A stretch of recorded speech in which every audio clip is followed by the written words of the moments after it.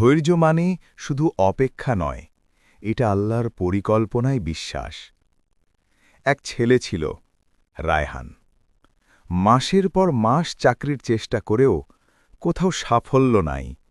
বাড়িতে টানাপোড়েন, বাবার রিকশার আয় কম, মায়ের মুখে চাপা দুঃখ।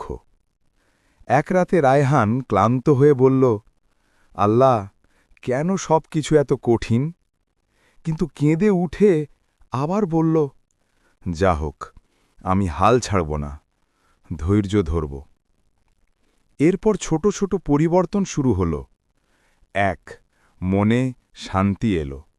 সমস্যা রইল, কিন্তু ভয় কমে গেল।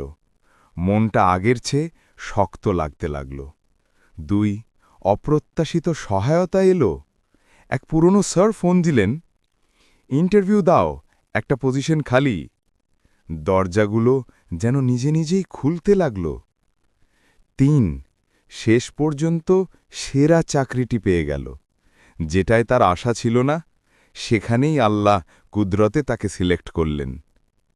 শেষে রায়হান শুধু বলল, ধৈর্য আমাকে দেরি করিয়েছে, কিন্তু হারায়নি কখনো। আর যিনি সবর করেন, আল্লাহ তাকে কখনোই খালি হাতে ফেরান না।